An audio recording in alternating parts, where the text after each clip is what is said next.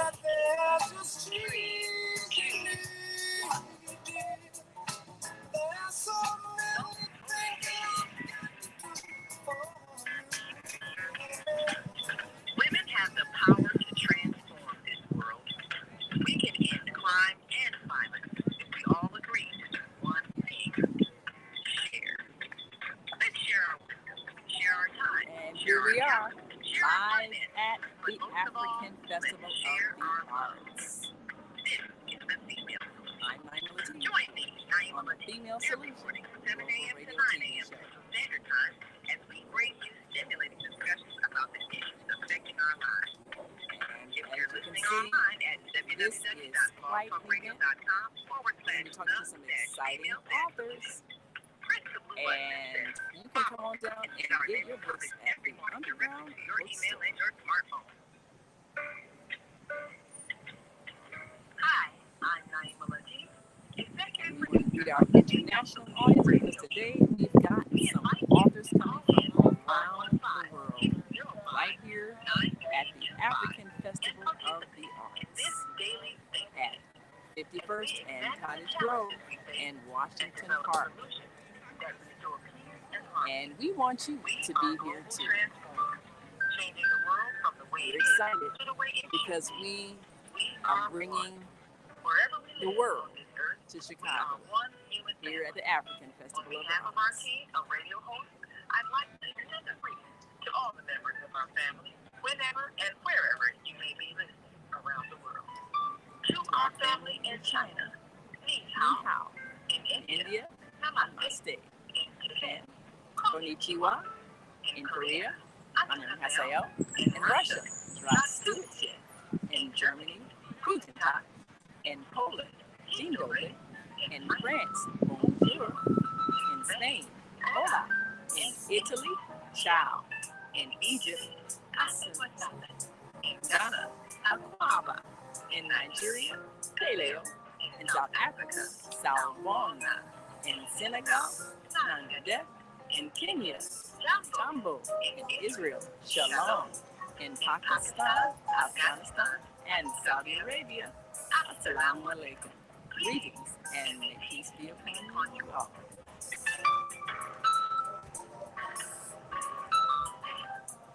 And welcome to this Saturday edition of the Female Solution Global Radio TV show. I'm Naima Latif, sitting in for our international host, Jana, joining us live from London. Well, today we're sending her love and light as she works on rest, relaxation, and healing. And we are bringing you once again live from Chicago, the African Festival of the Arts. And we're bringing you some international authors that have wisdom to share. We want you to call in 515-605-9325 and press 1 when you are ready to speak. We've got people that are looking for ways to affect the global community. And here on the on-air daily news network, where we feature the Female Solution Global Radio TV show, we're connecting to peacekeepers around the world. And we are so excited that we've got some outstanding authors. Later on our show, we'll be joined by Bishop Leonard M.P. Keiwa, internationally renowned author from Uganda, whose books and works have brought healing energies and a spirit of peace. And we're excited because his new book, scheduled to launch September 16th, will really bring people together in a spirit of peace, above denominations, above differences, above racial differences, above cultural differences. And we are excited that He's going to be here at the African Festival of the Arts later this afternoon to meet the audience and bring a taste of Uganda. We've got many here who are from across the water, across the world, and across the street who are excited to mingle and to bring some insight. So we have authors who are bringing wisdom, and it's so exciting here at the African Festival of the Arts because you can experience what the African marketplace is like, and you can experience what it's like to be in that environment where people have their wares on display, and you can actually get a taste of Africa, especially with the clothing, the artifacts, the artwork, the books, the memorabilia, the jewelry, and so many things that bring a taste of home to those of African descent and bring a wonderful culture to America. There is a large African population here in America, some who came centuries ago, but many who are recent immigrants. And we are excited to be a part of that process, especially because there are so many who are influencing the culture of America. And it's an exciting thing for us to see how America is enjoying a taste of Africa. So you can come here to the African Festival of the Arts. Here at 51st and Cottage Grove, that's the entrance. And you can experience the wonderful opportunity to get to meet people from across the globe. And you can also get an opportunity to bring some of Africa to your home, some of the artifacts here, and also some of those who are visiting here specifically for the African Festival of the Arts. We want to make sure that we appreciate the various cultures. So, of course, behind me is the underground books stall, and if you're at the African Festival on 50, it's the bookstore. The book stall is right near 51st and St. Lawrence, so you can find with the many booths here. And also, his bookstore is at 80 on 87th Street, east of Stony Island. You'll see the sign right there, Underground Books. And the proprietor, Yoel, is one who has a great love of books. He's got books from all across the world, and he can probably tell you a little bit about every single book in that store. He's very well read. So we're looking forward to seeing some of the authors that are featured here at the African Festival of the Arts. Authors that are sharing a great deal of their wisdom, especially because they've taken the time to write a book. And writing a book is no small feat. It takes a bit of discipline, concentration, and determination to tell your story, especially because every story is different. And so we're excited to be able to bring you some wonderful stories here at the African Festival of the Arts. And we want you to call in 515-605-9325 and press 1 when you're ready to speak. If you want to speak to some of these authors and ask them a bit about the stories that they're sharing with us. And of course, and right after the break, we'll be joined by Ugandan author Bishop Leonard M.P. Keiwa, who will tell us about his upcoming book and his desire to bring people closer to God, and understanding that when they are closer to God, they are closer to each other.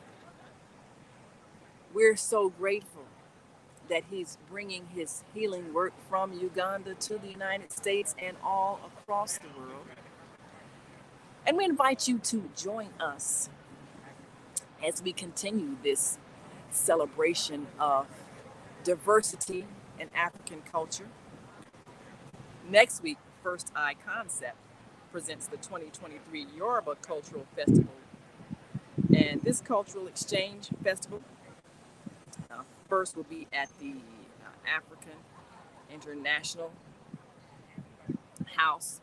And we're excited to be able to bring you coverage from there. And of course, the grand finale will be at Malcolm X College main auditorium. That's at 1900 West Jackson Boulevard. And this is a celebration of the very rich Yoruba culture. But most importantly, it's an acknowledgement of those leaders who are bringing peace to our world through the respect of other cultures. Our own Honorable Mayor Brandon Johnson will be there, along with His Royal Majesty King Adidapo Adermi and His Royal Majesty Oba Kabiru Alani Adelaja Kolawole Agbabiaka, and His Royal Majesty Oba Dr. Festus Adekunle Adeyemi, and our own dear Congressman Danny K. Davis, representing the 7th Congressional District here in Illinois. These powerhouse leaders are demonstrating the importance of cooperation, unity, and reaching out to the community to make a difference.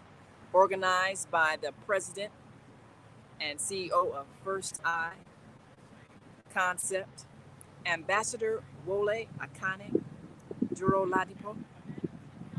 This is a chance to honor those among us who have, in fact, made a difference and are continuing to reach across the world to our brothers and sisters to make their presence known. Special honoree is Chief Dr. Quentin Tamba Taylor de Alexander, whose work in Liberia has been phenomenal and bringing clothing to the people and supporting schools there and having a school named in his honor and continuing to raise consciousness about the Liberian people and to make a difference in the lives of children. He'll be a special honoree. He is the president and CEO of We Dream in Color Foundation and is known globally for his works. And he will, of course, be a special honoree at this event. So we're excited to bring you more understanding of the roots of Africa and how these roots are having such an impact in our culture here in America. But we want you to come out to the African Festival of the Arts and experience Africa for yourself right here, 51st and Cottage Grove is the entrance. And we're so excited to bring you some of the wisdom keepers who have written books to share their knowledge. And you'll be able to meet them right at the Underground Books booth here at the African Festival of the Arts.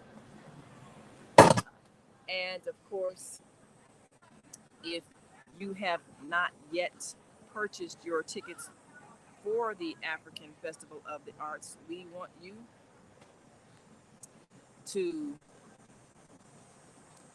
uh, make sure that you get your tickets so that you can enjoy quite a quite a variety of experiences, and of course African food, which is just outstanding. So we urge you to go to aihusa.org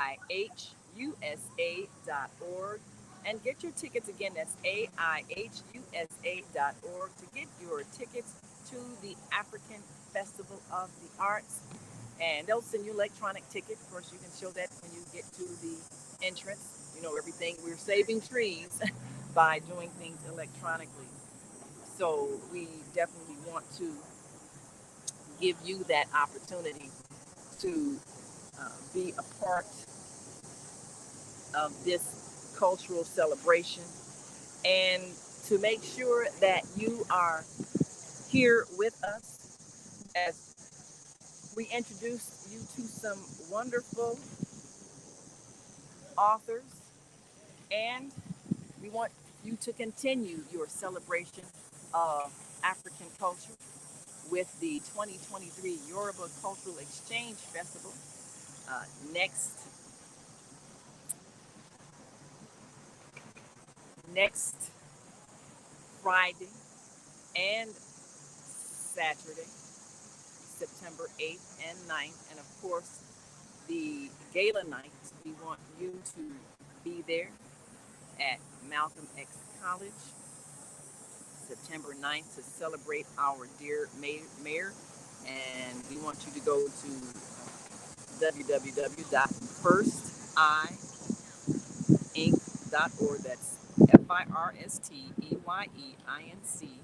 firsteyeinc.org, so that you can get your tickets. And of course, you can call 708 551 8407. That's 708 551 8407 for next week's Yoruba Cultural Festival, Chicago 2023, for cultural dance, gala, awards, taste of African foods, cultural drumming, and so much more. We know that we have quite a bit that we have shared with America in our culture. And we are grateful that America has been a place where Africans' influence can spread. The brilliance of Africa, the spirit of Africa, the resilience of Africa is here right in America among those who have both immigrated willingly and unwillingly. But we know that the human family is one family. And we are grateful to be able to share our family with so many who are coming here and experiencing the beauty of African culture. And we're also excited to be able to introduce to many who are not familiar with those who are doing work throughout Africa. There are those who have been involved over the decades in bringing African culture to America and the world, and bringing some of the resources of America to Africa. So we want to make sure we make it possible for those of you who are in and around the Chicagoland area to have that experience and to come on down to the African Festival of the Arts this Labor Day weekend. This weekend, we're going to see and hear for 4 days. We started out yesterday uh, at the African culture of at the African uh, Festival of the Arts. Started out here with those who were kicking off this event as a way to celebrate the wonder, the beauty, the majesty of African culture, continuing today and also tomorrow, Sunday, and Monday. This entire weekend, we're excited to be able to share with our global family some of the wonderful uh, activities happening here and some of those who are helping to make it happen. We're grateful for all who have been a part of organizing this event, and of course the African culture, African Festival of the Arts is organized every year, and we had an opportunity to interview the organizers at the gala last week, and you can go to onaireverywhere.com for more on that interview. And we also had a chance to talk to some of the honorees, and we're glad that they are encouraging people to take trips to Africa. Every place in this world is just a plane ride away. And that being the case,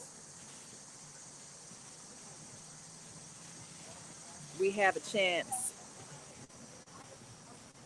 with many who are specializing in travel, and our own dear travel agent Deborah, who is here on the Female Solution Global Radio TV show every third Saturday, gives us some travel tips.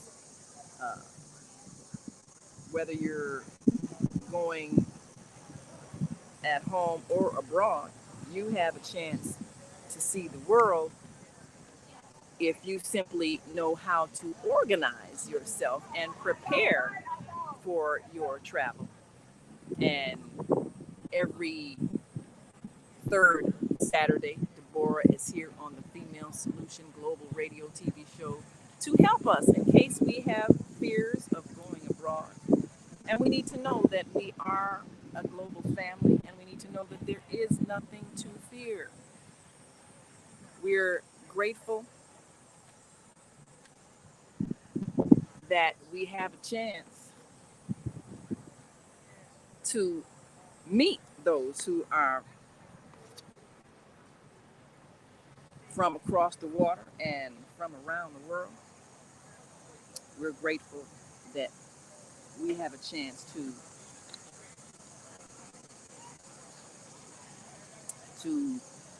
uh, mend the gap and to perhaps dispel some uh, misunderstandings when it comes to culture and when it comes to understanding history. We have so many who are able to be a part of the history of America and have impacted the world. So we have a chance to bridge the gap. And we've got our Monday morning mindfulness host, Zelda Speaks, who will be joining us in the second hour as we make sure that we give all of our various authors a chance to explore the possibilities as we make it possible for you to meet them and ask them questions. We're going to give you a view of the bookstore here at the African Festival of the Arts, because we want you to come on down and purchase some of the books that are available. And here at the African Festival of the Arts, as you can see, there are so many who are here setting up. We want you to take a look at some of the books that you can purchase, especially if you are a book lover. So here you are, here you have at the Underground Books table.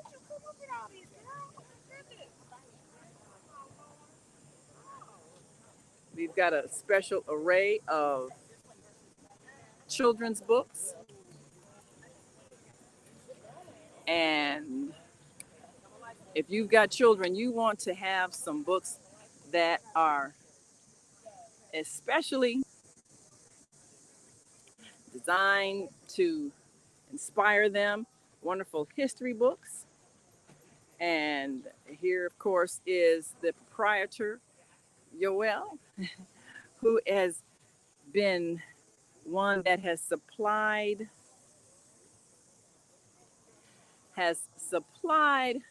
so many with books over the years and has made a difference, especially when it comes to educating the public and making sure that we know our history. And he's a very well-read man. And if you've ever come to his bookstore on 87th Street, you know that he can probably tell you something about every single book that's here. And he's probably read them all, the hundreds and hundreds of books. You can believe he can tell you about the authors, these books, the history. Definitely a historian who has taken his love of books and turned it into a business.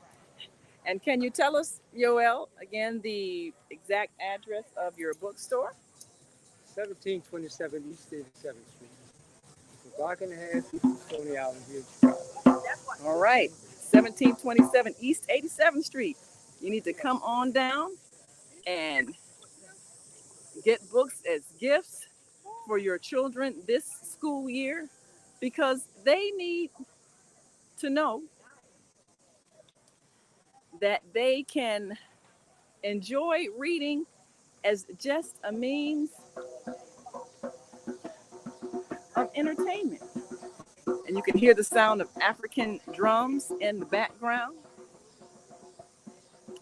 And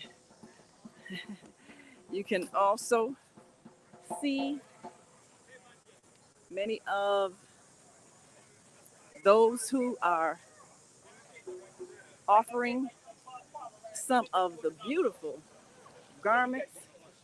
And right here, oh, now these are some garments that you need. And did you just match me wrap her like yes, yes. The top. There are 6 ways you can wear this. Is Yes. Beautiful. surface. Oh my Lord. How we just scratched the surface with 6? Oh my God. You are talented. Yes. Thank you. So right across from the bookstore, you're seeing we are live on the Female Solution Global Radio TV show, and we want to ask you about your dress shop. These are some wonderful garments.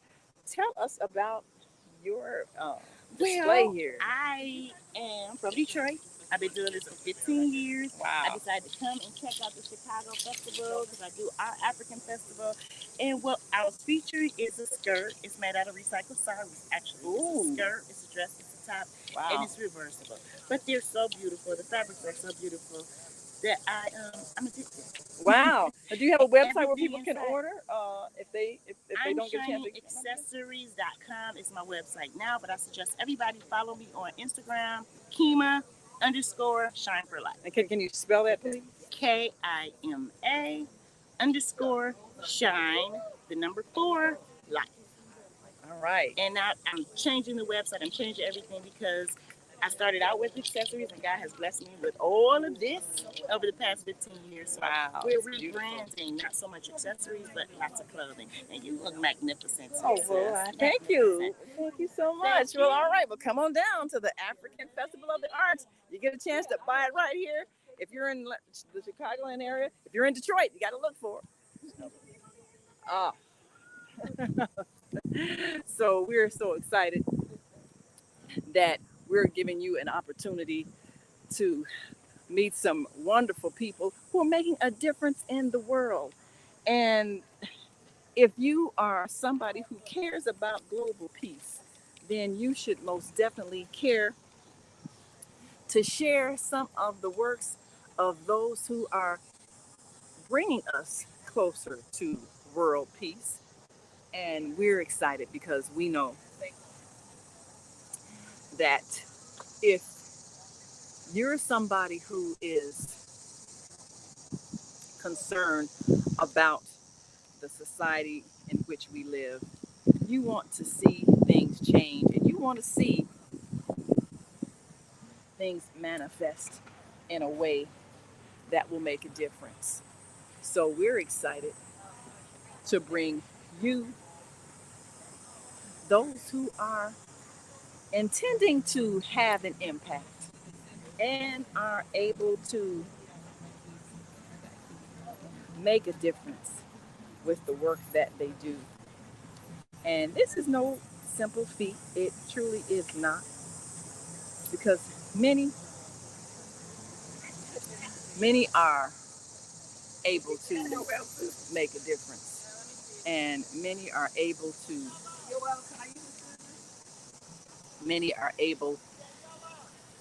share their wisdom. So we're going to take a quick break, and when we come back, we'll bring you more from the African Festival of the Arts here in Chicago, 5100 South Cottage Grove. And it's a way for you to experience Africa.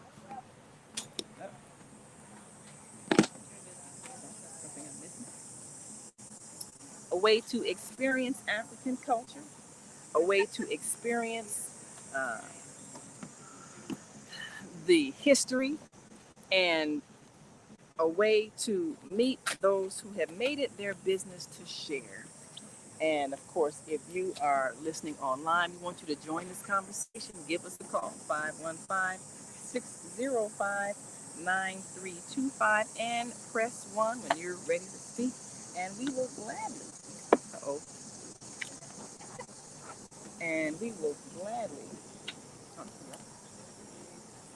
take your calls.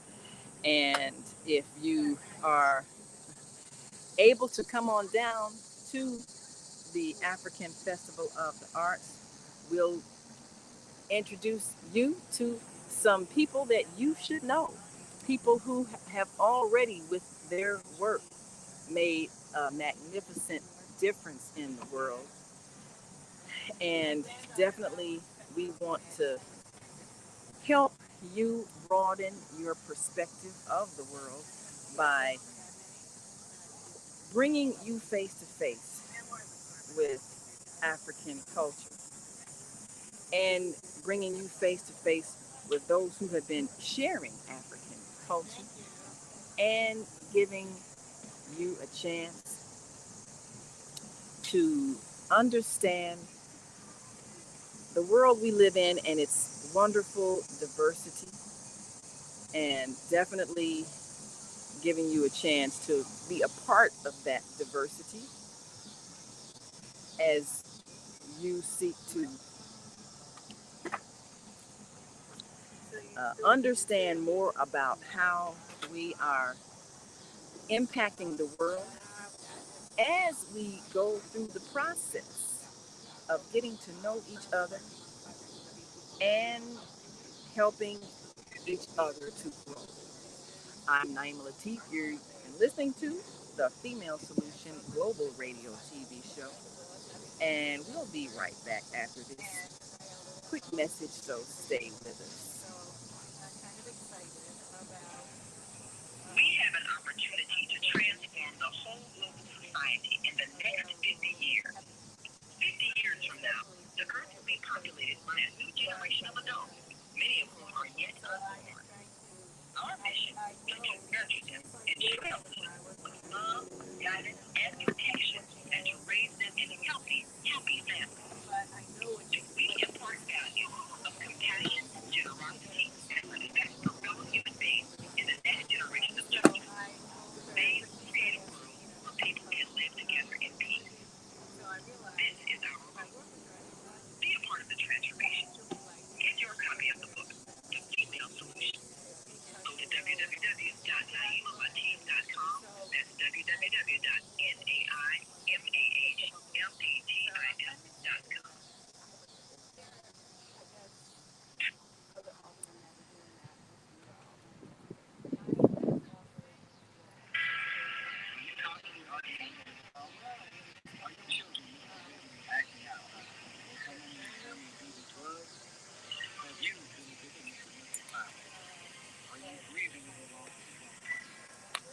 Let us help you restore serenity to your life. At Serenity Family Social Services, we understand that good mental health is the result of emotional well-being. Our goal is to assist you and your family in removing emotional distress and restoring harmony and balance to your lives.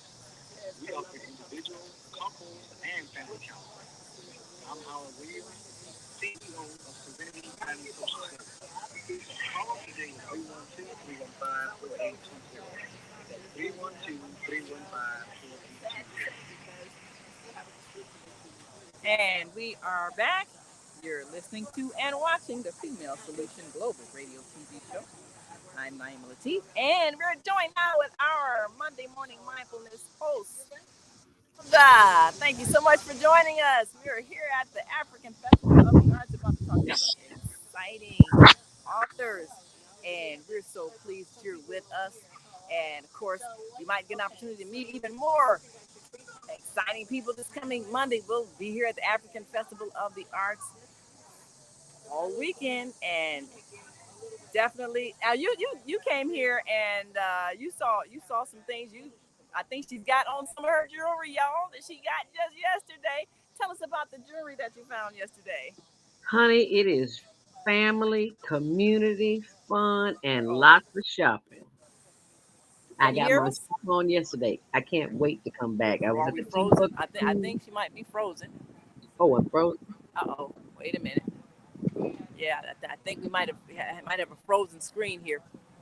Well, of course, what you're seeing, if you're watching us on the Female Solution uh, on Facebook or YouTube, you can see that she's got some wonderful jewelry on, and she got it right here at the African Festival of the Arts. And it is a beautiful necklace. Definitely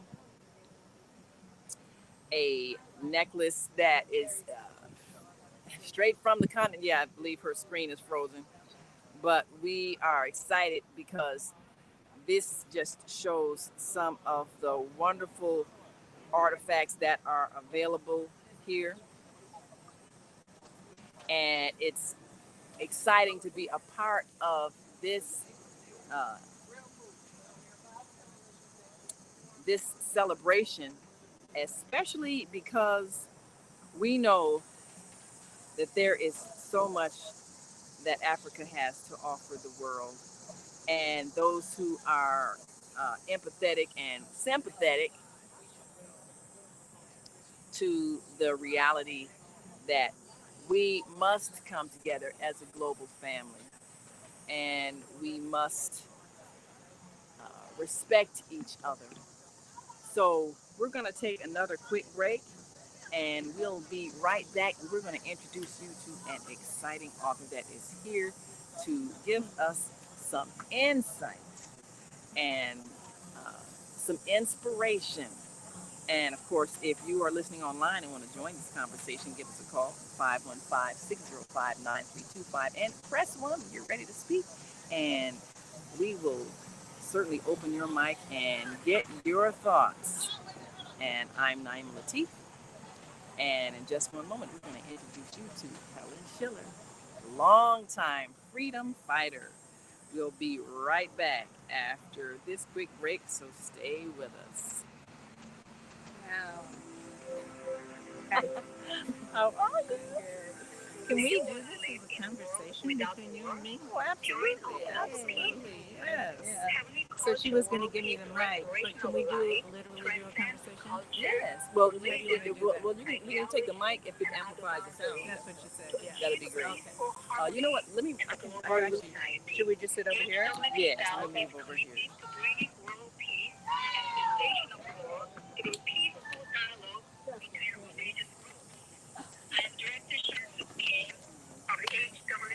Chicago branch of North America.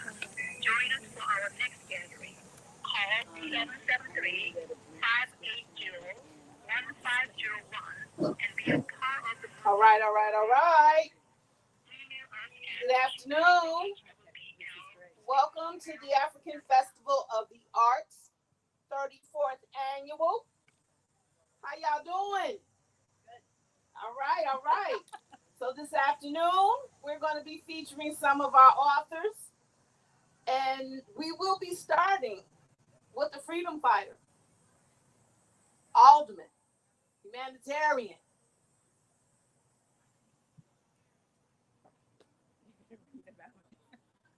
a radical organizer, former alderman, Helen Schiller. She has her new book out, Daring to Struggle, Daring to Win, 5 Decades of Resistance in Chicago's Uptown Community. Come by, let's talk with her. We want to find out her history. She has history with major movements in the city of Chicago. She was an alderman under the great Harold Washington. She was an alderman in Uptown, a community diverse in race, diverse in sex, diverse in income. She took that community and made it her own. She's now mentoring the new alderman of that community and the community surrounding Uptown. Come by, have a sit down, get out the sun. Let's talk with former alderman Helen Schiller, author of Daring to Struggle, Daring to Win, 5 Decades of Resistance in Chicago's Uptown Community.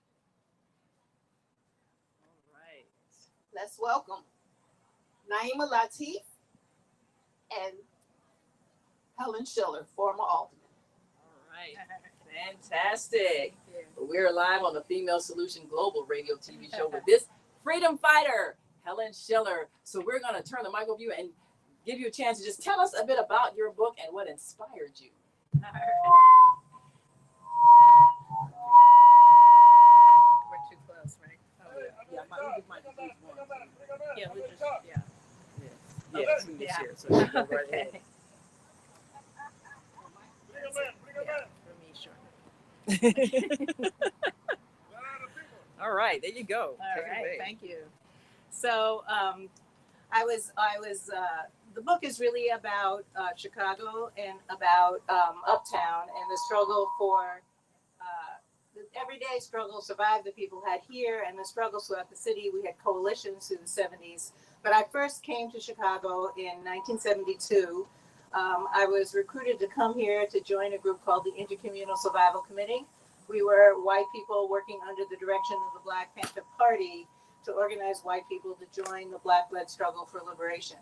And throughout the 70s, we were engaged in many different activities and survival programs in Uptown, but also numerous coalitions throughout the city, especially around the Chicago 21, the master plan, Chicago's master plan, which was the Chicago 21 plan that we were very concerned about its intention to really basically destroy many different neighborhood communities, especially surrounding the Loop, including Cabrini Green, Pilsen, having additional impacts on Uptown, Westtown, et cetera. So that we had a citywide coalition around that, and we also were engaged in, many of us were very involved in education. So we were also involved in many education activities in the parent equalizers of Chicago. So the book deals with those early years in the 70s and our struggle there for various different activities, both locally and in Uptown, but also throughout the city. There's several chapters about education that also highlight the boycott of Mollison School, the parent equalizers, Dorothy Tillman, and all of that, and also Marianne Stamps at Chicago Housing Tenant Organization, and all of their struggles around public housing. Whoa. Hello? Oh. Yeah. So then in all of that fed into the election of Harold Washington. We were very close to him, worked hard on many of his elections leading up until he became congressman, and then encouraging him along with people all over the city to run for mayor. We had a magazine called Keep Strong Magazine in the 70s, and then a newspaper called All Chicago City News beginning in 1980, starting in its very early introductory issue with a prescient interview with Harold Washington, who basically laid out the political situation as it was going to unfold over the next 4 years, culminating actually in his election as mayor in the next 3 years. For many people who may or may not remember, there was a huge resistance to Harold and an opposition of 29 aldermen in the city council. There was a special election held in '86 that gave him a 25-25 split in the council. And he came to me and approached me and encouraged me and harassed me into running for alderman. I had sworn I would not do that again.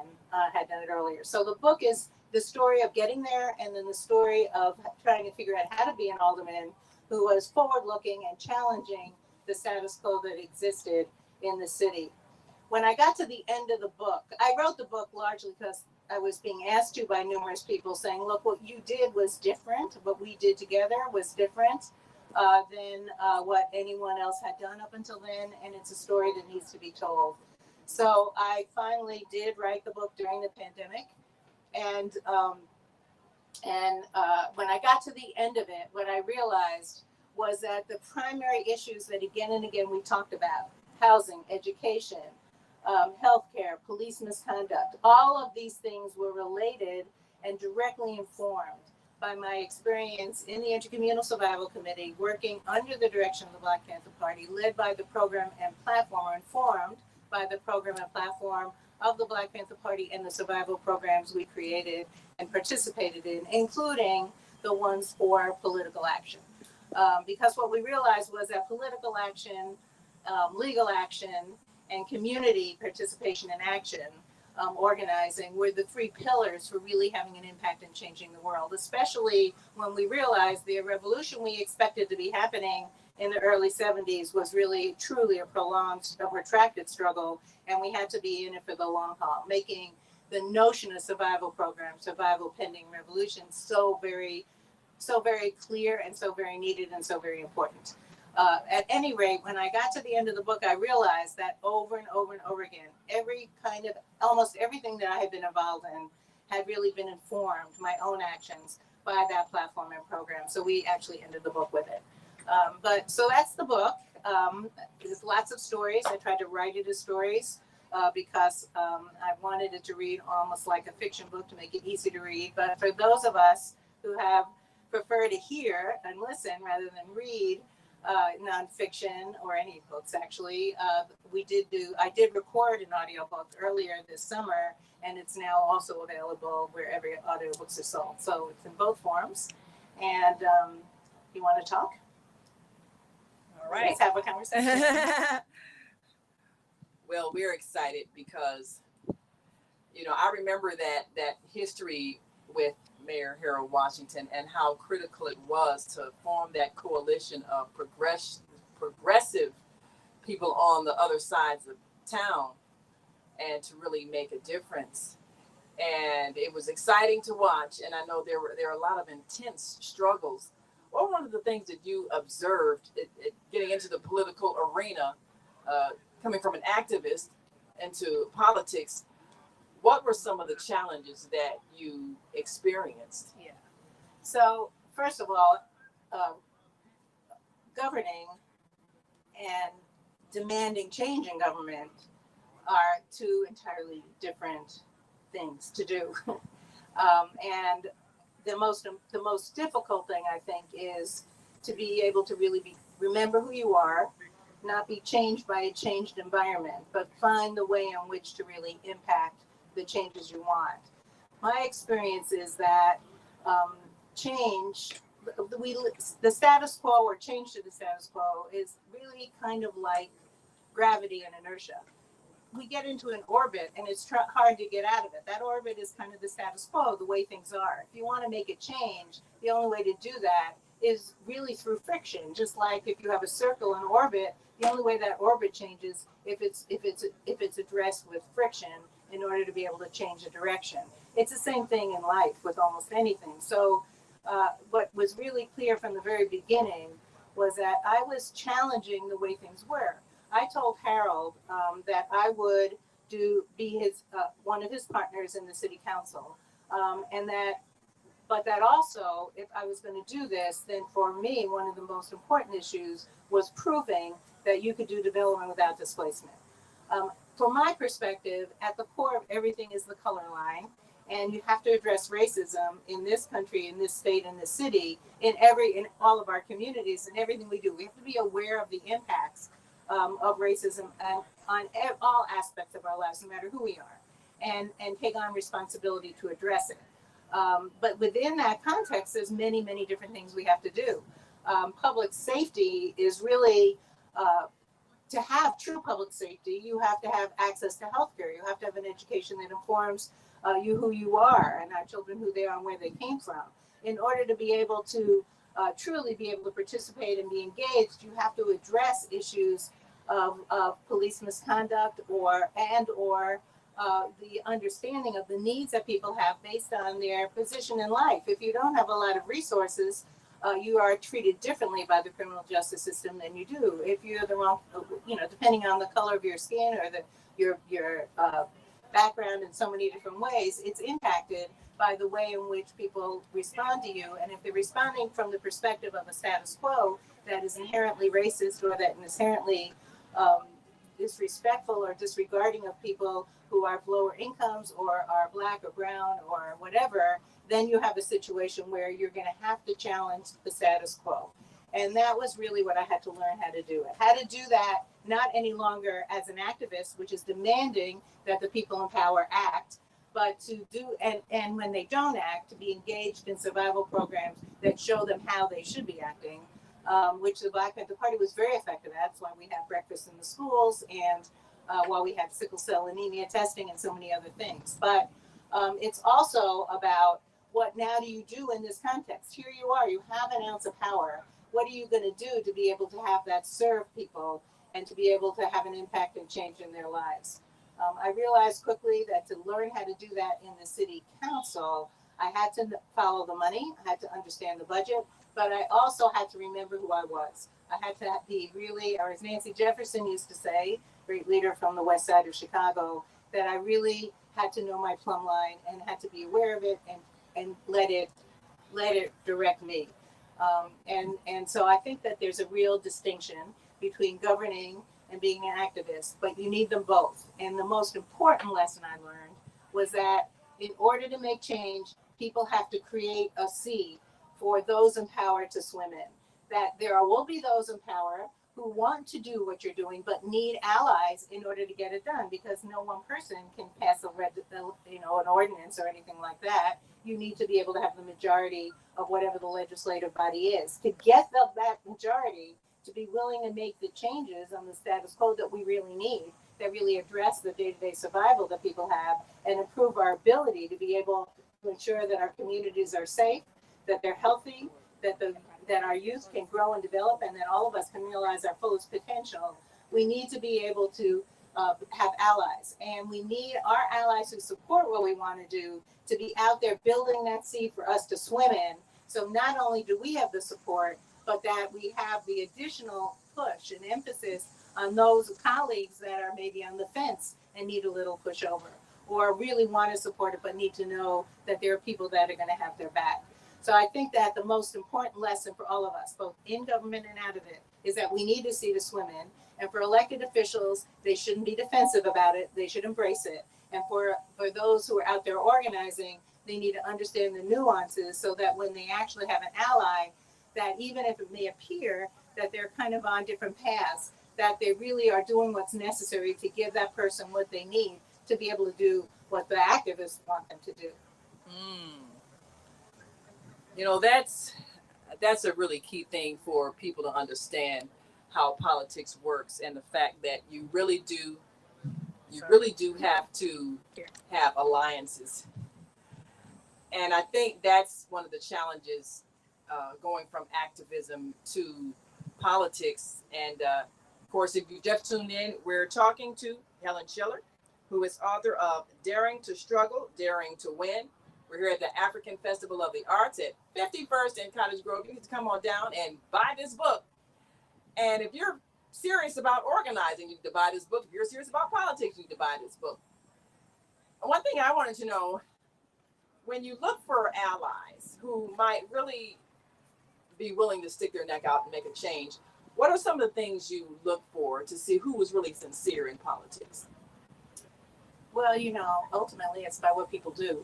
Right. Our actions are really very critical. I think that part of all of us have a job also of, winning people over, changing their minds, giving them a reason to do the right thing, but also creating a circumstance where they have no choice. I don't really. There were so many different things that occurred during the time that I was alderman, and different ways in which I had to figure out how to move the needle forward. So I don't think there's just one answer to that question. I do think the core of it is this notion of building a sea to swim in, but it's also true that it's really important that we're serious about what we're doing. We take it seriously. We're serious about power. I think the best definition of power that I've ever learned, and the one that I really have used always in the back of my mind or as a guide, was Huey Newton's definition, which is power is the ability to define phenomena and make it act in a desired manner.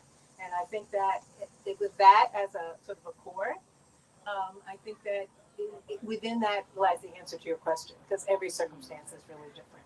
You've got to figure it out to see what it is, and then try and using critical thinking and input from everyone you can imagine, including the ounce of truth that comes from even your worst critics, because there's always an ounce of truth, right?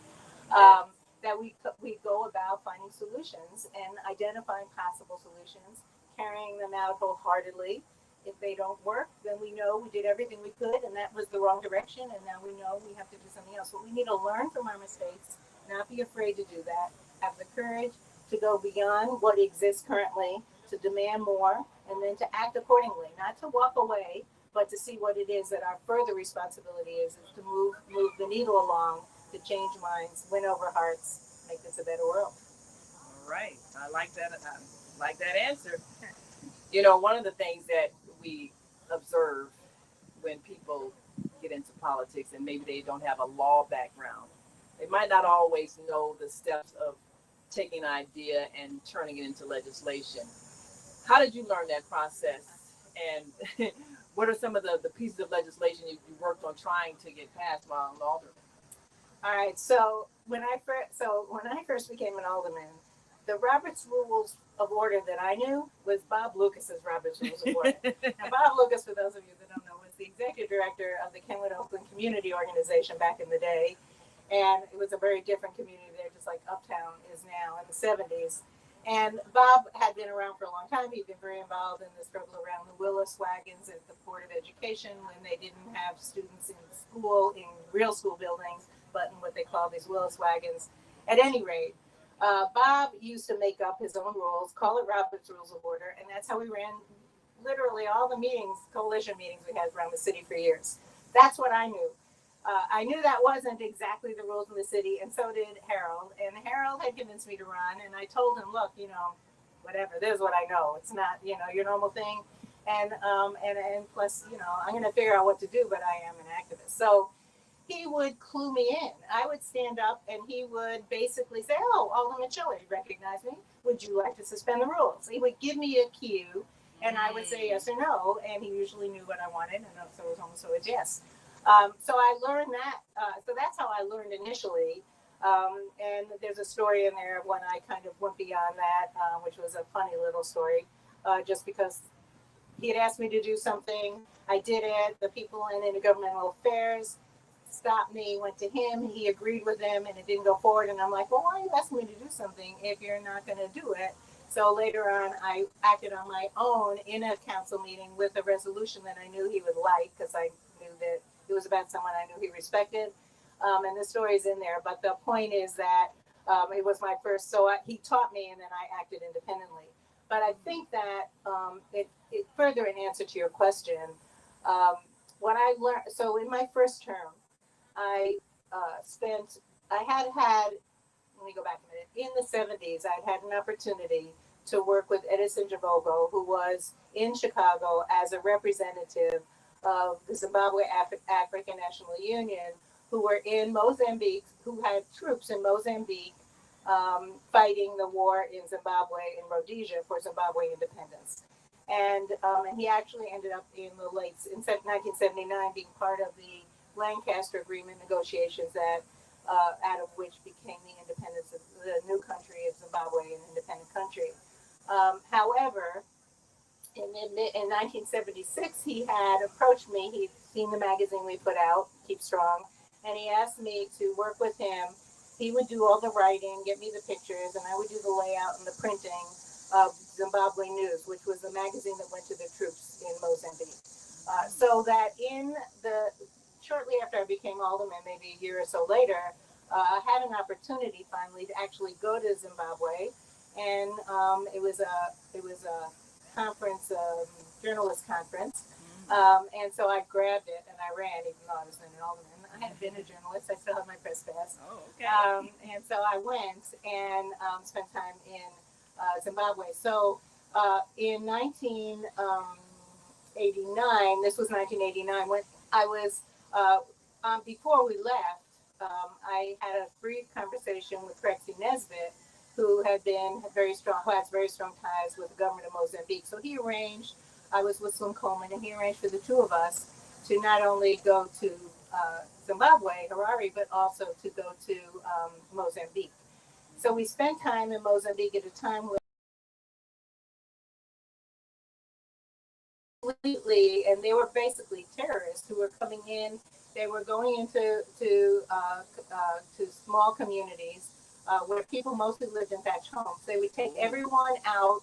They would take everyone out of the home. They would kill the adult men. Oh, no. They would take all the women and children, have them go back into the thatched huts, and then they would take the boys, the teenage boys, and younger, maybe like 10 and above, and they'd force them to set fire under gunpoint to those huts, and then they would tell them, "You've now killed your family.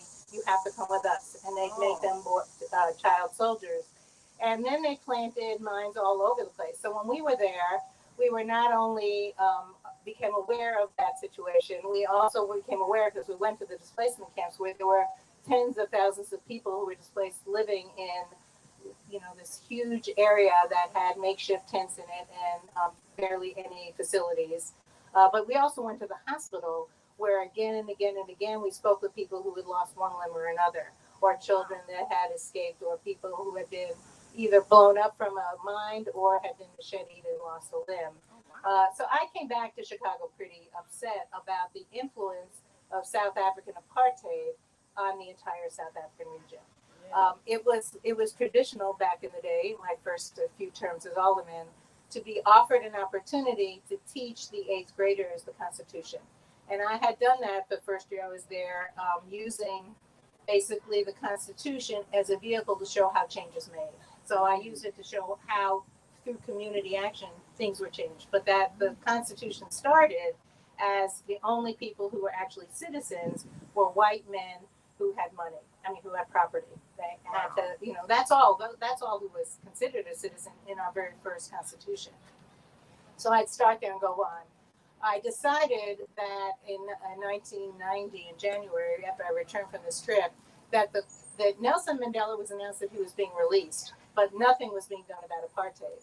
And there was the folks that were involved in the anti-apartheid movement here had a slideshow. It was, I guess, a PowerPoint or the early version of it, about apartheid. So, and about the Constitution, the existing Constitution of South Africa, and their demand for a one person, one vote, which was just the campaign that was just beginning with Mandela's release as a response to, you can't stop the sanctions because just because he's been released, apartheid has to be gone before you stop the sanctions.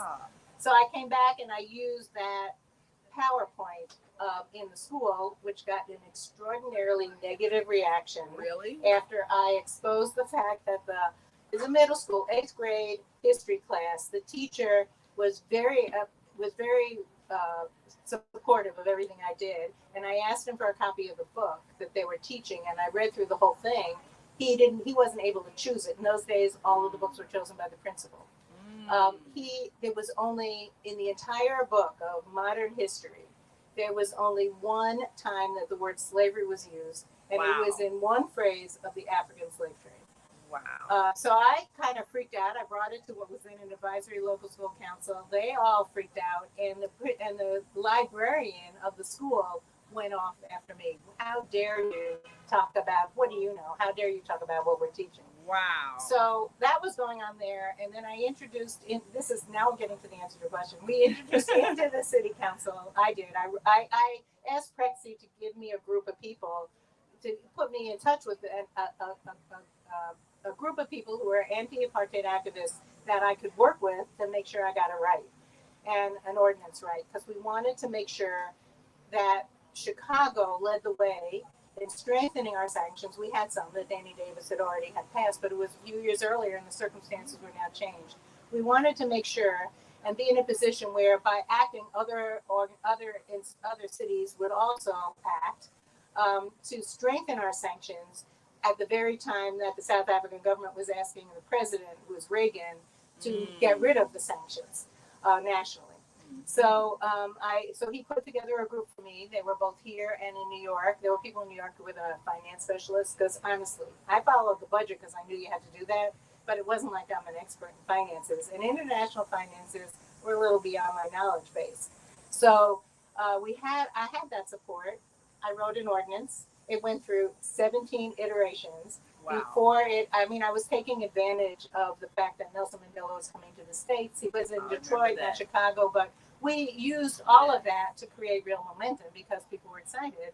And so it got to a point where Burke and Hewells, who were the aldermen that were kind of the floor leader and the finance director for Daley, to actually feel the heat and come to me with another ordinance. Now, this ordinance, they were going to substitute it, had fantastic definitions. They were great. But when it got into the actual meat of the ordinance, there was no teeth anywhere. So it was a paper tiger. So I took the ordinance and I told them that, and I rewrote. But first I rewrote it, and so I took all their definitions, rewrote it to have teeth and all of that, ran it by my little group. They made changes to make sure it had a material impact. They passed it around to others. We had a commitment at that point from the Port of Oakland that if we passed this, they would do something very similar. I also had an opportunity. There were 3 banks in Chicago at the time who still had investments in South Africa. we wanted them to divest. So that was the objective of this ordinance. There was another state thing that was going on to get pensions to divest. But in this instance, I wanted to force those three banks to withdraw their investments there. We had used relationships and other things to get two of the banks, the Continental Bank, two of them don't exist anymore, the Continental Bank and the bank, First National Bank of Chicago, I think it was. We got them to commit to what we were proposing, which was that within this was like in June or July, that by November they would have divested all their interests in South Africa. And if they didn't do it, the kicker here was that if they didn't do it, then they would no longer be able to participate as a municipal depository, which the banks make money off of. The third bank was Citibank. They refused, but then they were then in this situation in terms of the municipal depositories. And I read about it in the book because Burke tried to play cute with me, tried to confuse me in the very end, but we passed it. It was also, but we passed it. It was like the 18th or 19th iteration. And we also, when he started playing with me, he said, "Oh, you have to make this change at the last minute in front of the finance committee." And he thought that there were going to be people on my left, which they were acting on my left in this instance, saying, no, we can't make change. Schiller knows what she's doing. Keep it the way it was. And I'm saying, I can do this change because actually it was pretty good. And but not what he was proposing something that I didn't know what it meant.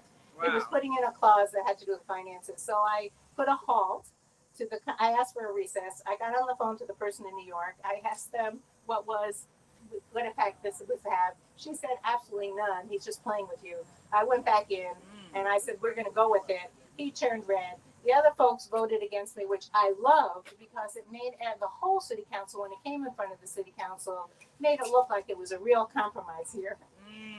And we successfully passed it. It was fantastic. Wow. Then a few months later, I was engaged in a campaign to increase the spending on AIDS, triple the spending on AIDS. Yeah. And that, in further answer to your question, I realized right away, this is a budget amendment. I'm not going to write this. I'm not going to do the same thing I did with the apartheid stuff. They're going to rewrite it anyway. So what I'm going to do is I'm going to do a resolution saying we should triple the spending on AIDS. And with all the information about why and the conditions that existed that were really put together by activists and through Windy City Times. And I introduced that. Several months later, after ACT UP and Danny Sotomayor were in the mayor's face every single day, unfurling a banner and insisting that there be real attention paid to the AIDS crisis, I got a phone call one morning from Pat Hewells, who was the mayor's floor leader, saying, "Can Alderman Burke and I sign on to your ordinance?" And I said, "Sure, as soon as you write it." And he said, "What?" I said, "Well, you know where you want to take the money from. I can tell you all the places where I think you can. The activists have already put that together, but you're going to decide anyway. So you write the ordinance and in my name, and then you can sign on to it." And they did. And they passed it. Wow, that is fantastic. Yeah. Well, we got a caller on our line. Let's see if we can amplify their voice here. And if you just tuned in, you're listening to and watching the Female Solution Global Radio TV show. I'm Naima Latif, along with our dear sister Helen Schiller, who is author of this book, Daring to Struggle, Daring to Win, 5 Decades of Resistance in Chicago's Uptown Community. If you were in Chicago around that time, you know that it was a battle. And our Friday host from Florida says, "Greeting, beautiful queens." Yes, thank you so much for tuning in, Beata. And we're going to open the mic for area code 312-632. Give us your name, where you're calling from, and your question for author Helen Schiller. Go right ahead. I'm very happy to hear Helen Schiller for the first time. I'm very impressed by everything Helen Schiller said just now. I'm on my way to come and get my little books. I'll be here in less than an hour. I'm probably the next mayor of Chicago, and I recently wrote a letter to Brandon Johnson telling him that he would do well to appoint me Chicago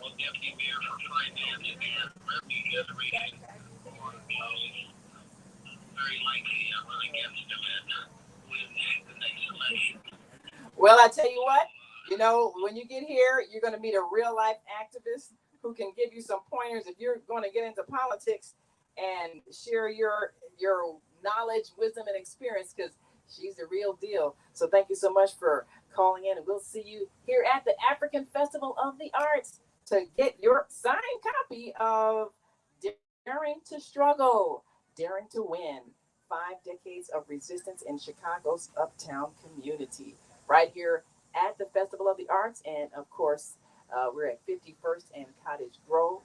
So come on down. We want you to be a part of this. We've got some people in the audience. Is there anybody who'd like to ask a question? Make sure we got enough cord here. Ask a question of. All right. Well, let me see if I can bring you the mic. Oh, you got a mic? Okay. All right. Be on it. Keisha Chambers on it. Yes. All right. No, it's just too close. Is you it? can talk. Oh, no, it's too you can. close. Yes, you talk Yes. from over there.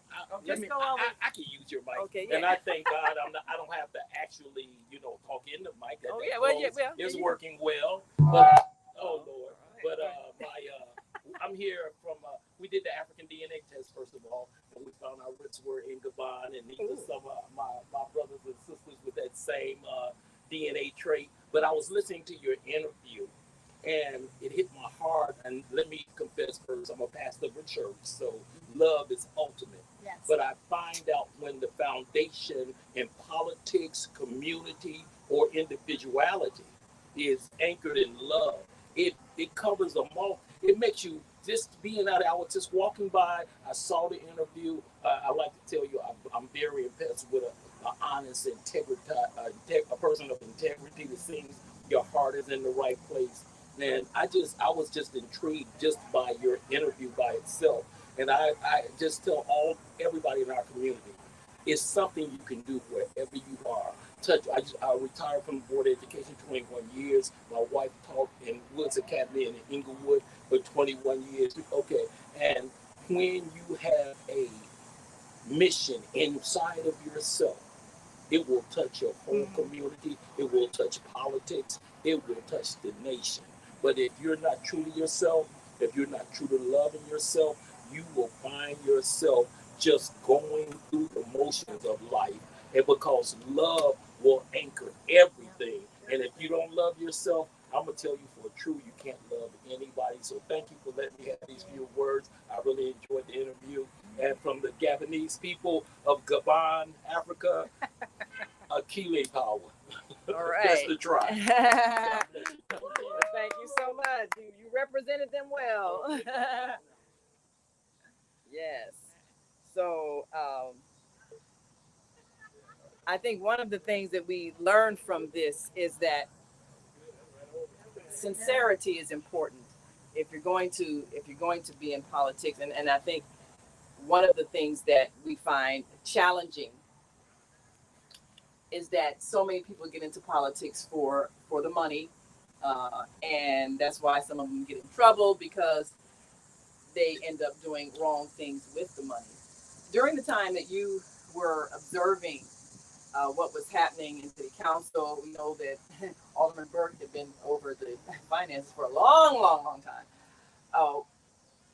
What were some things that surprised you when it came to how the city was deciding how to divide up the money that was being gathered, throughout taxes and everything else? Were there any things that you were kind of shocked at? Oh, we're doing that. I mean, what were some of the things you saw? Well, I guess I actually entered the arena of city council. I became alderman at the beginning of Harold Washington's second term. I was very focused, as I said earlier, on proving that you could do development without displacement. And I had a lot of conversations with Harold about this, because he was from the 1st Congressional District, the South Side, which at that point in time was a model of divestment, a negative model of divestment. I mean, there was nothing happening here. And there was no development going on. That housing, that following the 50s and 60s, when a lot of the communities were disrupted in order to build actually public housing that was done very poorly and in a manner that was very disrespectful for people and made it difficult for people really to grow and develop and deal with stuff. And it was also with planned failure, so that the management was not very good, and that the campuses, both on the south side as well as the Cabrini, were campuses that were large and that included sewers and roads and policing, none of which were paid for by the city, all of which were no longer part of the city. It was like there were townships within the city that the Chicago Housing Authority was responsible for, but not paying attention because the head of the Chicago Housing Authority was taking money to do his own development, like Marina Towers. So, and that was why one of the things about Marion Stamps was that she was so clear and focused and aware and knowledgeable about all of that, she was quite an organizer who had a huge love for her people, and was engaged always in Cabrini, but also citywide in terms of all Chicago tenants in really challenging the way things were. So we had a period of time in starting in '83 where there was real hope and expectation of changes that were to come. Harold was really clear of that. He was committed to it. He also understood that just changing a law wasn't going to change anything, that you had to change the culture, you had to change the behavior, you had to get people know that things could be changed and engage them in making that change from their own perspective of what needed to be done. And he said over and over again, and I think this is really important because I think it's often misinterpreted. He said over and over again, it would take at least 20 years to get to that internalization. But that's what he was talking about. He wasn't saying we have to wait 20 years for a change. He said we have to engage in a change again and again and again. If we used to say quantitative change leads to qualitative change, this was his version of it. You know, things have to be made to be right in order to really get the change that you want. It's why it's taken this long to get an alderman and a city council that is forward-looking and a mayor that is forward-looking. And I know that there's a lot of pushback, but I think that's because we're used to the status quo, and that's always our default. And we have to get beyond that. We have to look at what it takes to find new solutions to the problems that we have, because what we've been doing over and over and over again, even if it's different things, isn't working. So it's time to do something different and take that leap and not be fearful. The truth of the matter is it can't be worse than it is. So we have to really get at the heart of it and not let the people who want to prove to us that we can't make the change by holding us back, that we can, and that we have the strength to do it and the courage to do it as a community and as a city. So I think that it was, when I became alderman, I wasn't in a position, I had to learn the job, first of all, and I knew that to understand to do that, I had to, one, be able to have an exemplary service office, because I had to show what that job could be, and I had to be responsive to everyone, but I had to hold on to my values. And sometimes that seemed contradictory. The people who were opposed to me, who wanted they saw the entire community on the north side, unlike the 1st Congressional District, where there was divestment.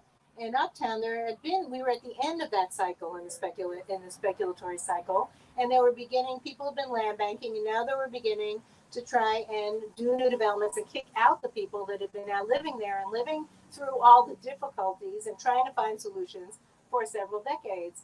And we were saying, no, we're going to do development differently here and show it could be done. And so Harold and I had a lot of conversations about it, because he said, why are you against any development? And I'm like, I'm not. I just want to make sure that we do it in a way that doesn't force other people out, that it benefits everyone, not just the people who are trying to make the money off of it, or people that genuinely want to live in a different community, but not necessarily in the one it's going to become, but the one it could become if we really do this. So that was our conversation. He said, okay, great, I will help you do that.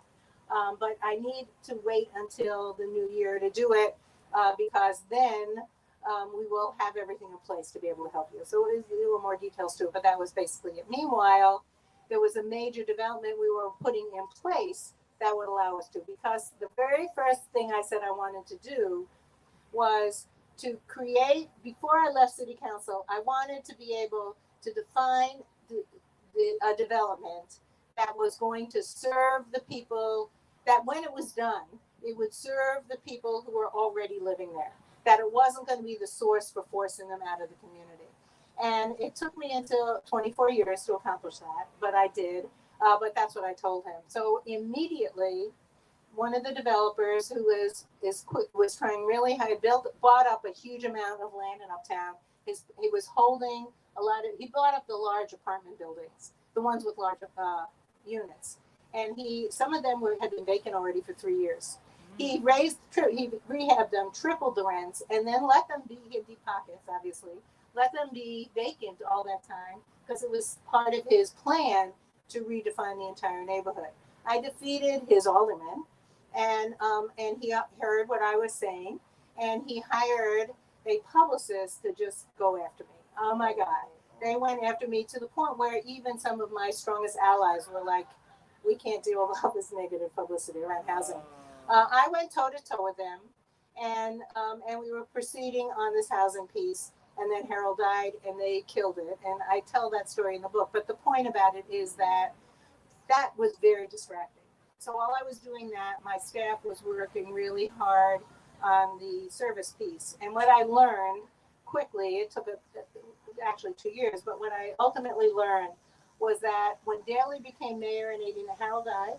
Daley became mayor in '89 after a special election, and immediately I was person non grata. Well, I kind of was before then, but I was especially person non grata. And the word went out to all the commissioners, don't give Schiller anything. And this went on for many years. But I figured out that if you treated people with respect, and it wasn't hard, because, one of the things we always said, I know this isn't particularly known about the Black Panther Party, but we always talk about winning over the hearts and minds of people and loving the people, respecting the people, and then defining solutions to problems from the true perspective and needs that people had. So for me, to me, I knew, one, there was a policymaker, and more often than not, the person that you were interacting with who was telling you no was not a policymaker. They were following someone else's directions. So I said, okay. I started at the bottom of every level in government when I needed something done. I'd go to the person that was the first person on the rings up.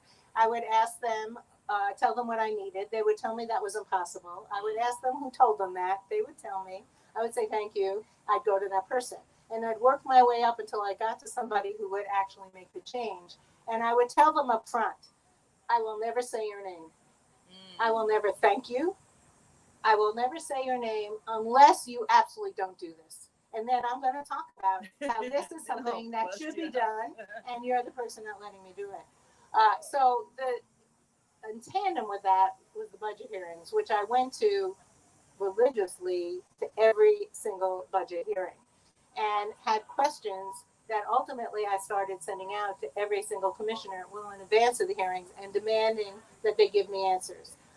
It wasn't until 2000 that I actually started getting them, and it was one of the reasons I actually ultimately voted for a budget, because I had the answers that I wanted, and even if I couldn't make all the changes I wanted.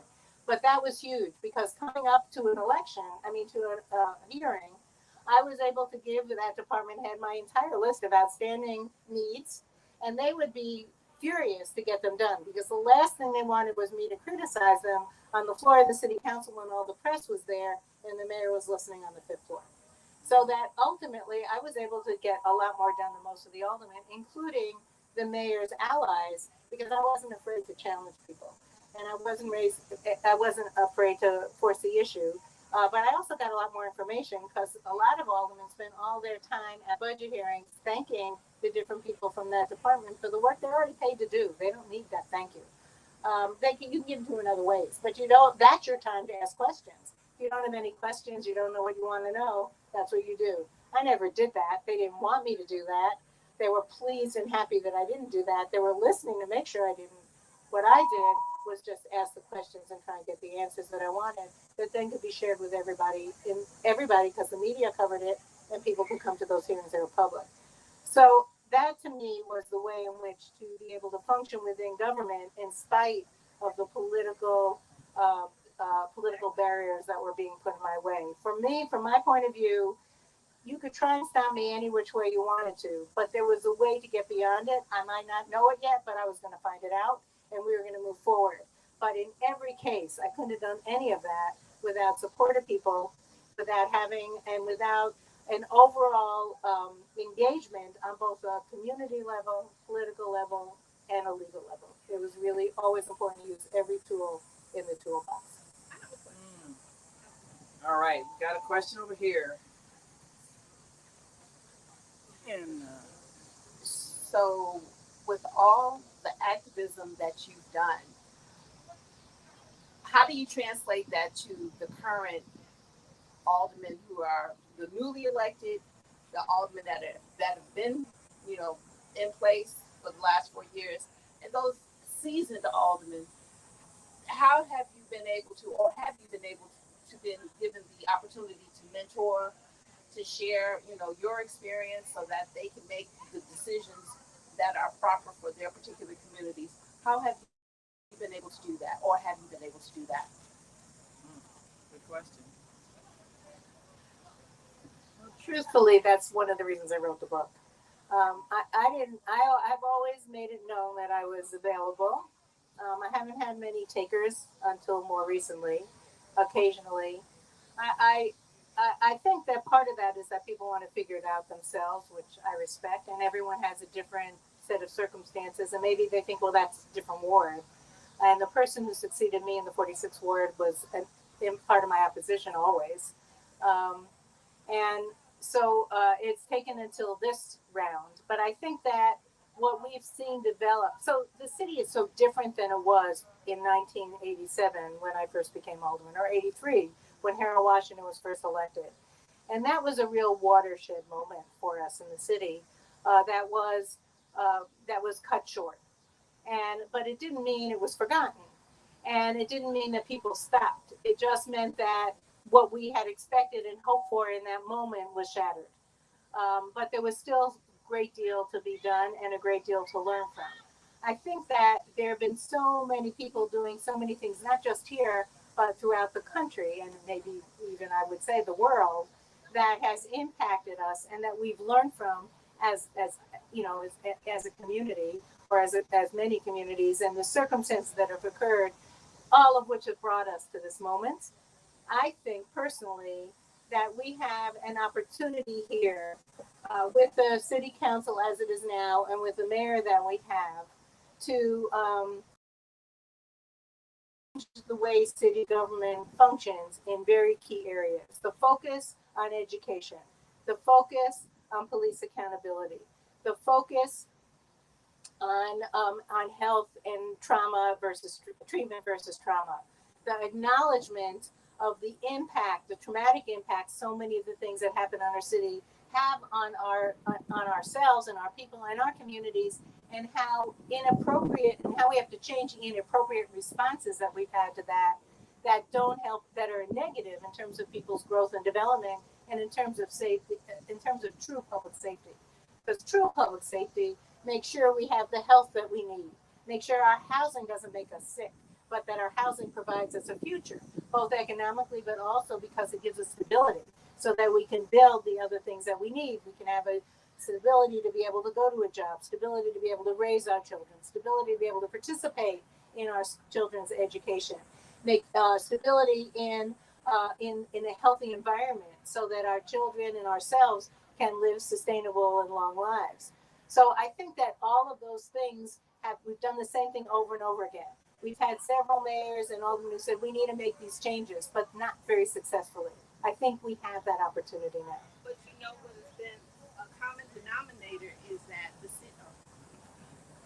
the one thing that is a common denominator is that the city of Chicago is still segregated. Yes. And so how do we get that stigma where there's equity for, what happens in the north side versus what happens on the south side, on the west side? How do we beat that? How do we, what plan can we put in place where the segregation could be eradicated, if, so that everyone is getting the same services, everyone is getting the same education, everyone is getting the same, environmental concerns discussed? How do we achieve that, in your opinion? So, in my opinion, I think we have to be careful about how we view the segregation in terms of our policy. So, and the reason I say that is I'm on the north side. We spent a huge amount of time, I spent a huge amount of time trying to maintain and improve housing that was affordable to people who were living there. Some of that was new, some of that was sustainable, some of that was just improving what existed. All of it was resisting a market environment that made that difficult. And one of the results of that was, and in a context where there has been a policy, it was a metropolitan-wide policy. It became very much a part of housing policy on the state, federal, and city levels in the last 10 years, which was that the solution to segregation was to move people out of the Black community into white communities with the assumption, inherent assumption, that that was the only way that they could flourish. I think it was inherently racist. And one of the results of that was that in our situation on the northeast side of the city, is that you have people living in affordable housing with young people who are literally isolated from the rest of the community in terms of their educational opportunities, but also in terms of just the way the housing conditions exist and other things going on. So we work hard up there to create community for that community of people.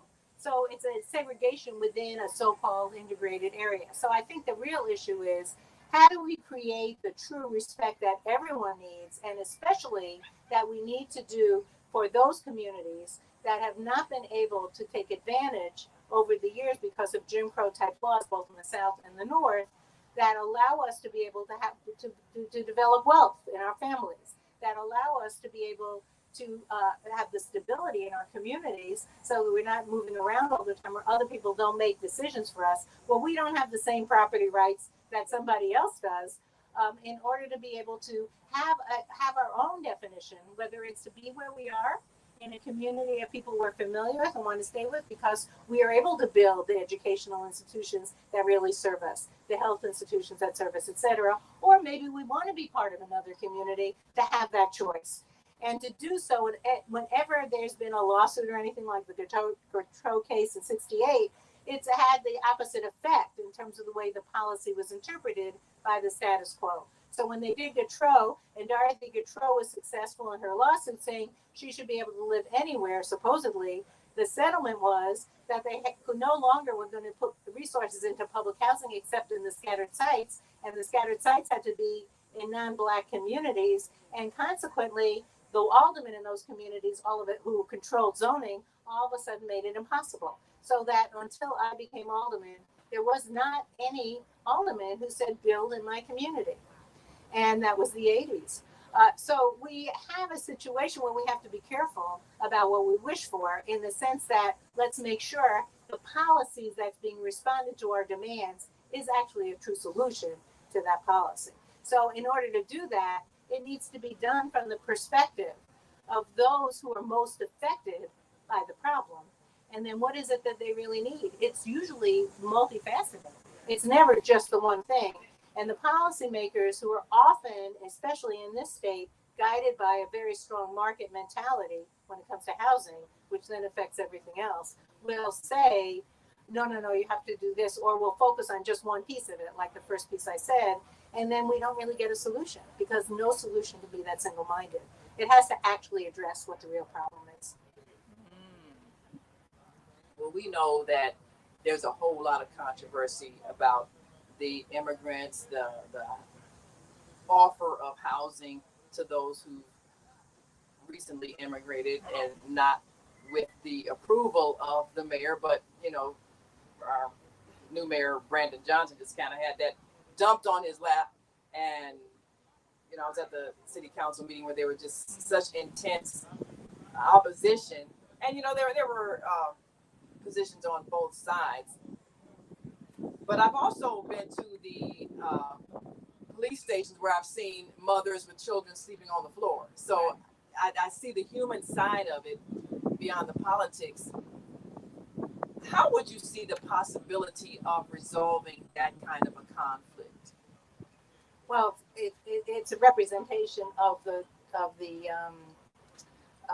complexity of the issues that we face, because we're affected by everything that's happening in the world. We like to think it's just about our own community or our own city, but everything really does affect us, and this is a really good example of it. it's a, you know, I think that for us in Chicago, um, it's helpful to remember our own history. And Harold Washington, when Harold Washington became mayor, the vitriol that was both apparent in the election and then through the time that he was mayor up until the time he died was, but also the progress we made in the sense that he was finally able to get control of the city council and be able to start to make some of the actually governmental changes that he was committed to. Those things were really, they were, I think, typical of what was to come, given the new access to information by the internet, the access to people to speak out and say stuff whether they knew was true or not through the internet, the ability to have a new amplification of hate speech, but also the other side, to be able to allow people to communicate and do all this stuff, but not having an ability, you know, just having all of that rush on at once. We're learning, right? I think was so it wasn't surprising to me, and I'm sure to others, that Barack Obama faced the same thing when he became president. There were two different people with two different sets of politics, but there was a lot of commonality in terms of the reaction and the response, but also maybe not in how they addressed a bunch of things, but certainly in terms of how within the context of where they were, more power in DC, some less power, but still power in Chicago, where you're impacted by the power situation you're in. You want to do something other than the status quo of that power. You can't just do it overnight. So you pick different ways to do it, and they may, whatever. So, but that's very similar in both circumstances. And I think that that's just carried on to the point where we have now this incredible politics is just about being polarized. It's not about solving problems anymore. It's not about service. It's not about how do we make this a better place for everyone. What is the greater good? The greater good is lost in the polarization, and at least among people together. And so I think it's really important we go back to winning over hearts and minds and really talking to the people we disagree with, and doing so in a manner that's respectful enough to get their attention or smart enough to get their attention to be able to start changing minds. But it means we have to also think about what they're saying. It also means we need a community. When you get it, what I learned, because I really thought it was important to put myself in other people's shoes, was that unless I had a partner who was with me, going to, once I put myself in someone else's shoes to understand why they had such a different point of view, in order to be able to inform my own actions, to try and figure out how to move them in a different direction or engage them in my direction. I needed someone to bring me back. So I got into their head, but someone had to help me get back to my own plumb line in order to get to that point of learning from that experience. We all need that. You can't do that on your own. Sometimes you can do that in church, but I think maybe that's your community. But whoever you are and whatever community you have, that's what's so important about it. It allows you to both understand and respect, just like you were saying. I see this side of it and I see that side of it. And they're both sides are legit. How do you make them work? I think if we think about how we always used to talk about we need a piece of the pie and rework that to say we need to broaden the pie because there has to be a solution to all of this. And just because we help that person doesn't mean it's going to hurt us. It's just like when Harold was elected, all these white politicians were saying and were winning people over against him by saying they're going to come after you because look, we treated them bad, they're going to treat us bad. And I think that we have to, that's why this whole question of love is so important. We need to have respect. We need to see each other as human beings. We need to understand the challenges we each have as it. We need to demand respect, but we have to give it as well. And part of that is earning it. So some of it is not just expecting that, but showing how it is, and then finding solutions that work for us all. But I do believe that if you identify a problem, you know there's a problem. You look at it from the perspective of those most impacted. You then look at the options, the various solutions you have, and how that relates to the rings, the growing rings around people like a tree, right? And how that has, what collateral impacts there may be. And taking that into consideration, take your best shot at the best solution. You will, and then carry it out wholeheartedly. You will have your best path to getting at a solution or learning what it might be. Every problem has one, but it takes work to figure out what the real solution is. It's easy. I mean, that's the problem with our politics and the polarization. It's easy to come up with a really simple answer or a reactionary answer, reacting to one simple problem without looking at the big picture and the whole context.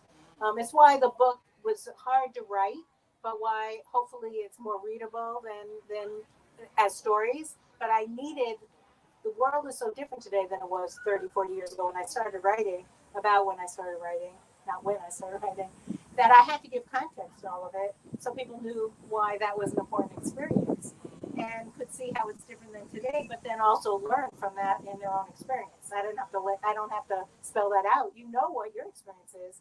Just keep in mind what the history is, because we grow on what everyone has done before us, both the negative and the positive. We learn from it and turn what even was bad into something positive by what we do next. What we do next. Well, now that brings the question, of course, and if you just tuned in, we are sitting here at the African Festival of the Arts with author Helen Schiller, former alderman of the city of Chicago, and her book is entitled "Daring to Struggle, Daring to Win: 5 Decades of Resistance in Chicago's Uptown Community." And you want to come on down and get a signed copy of the book, and it's available at the Underground Books booth here at the African Festival of the Arts.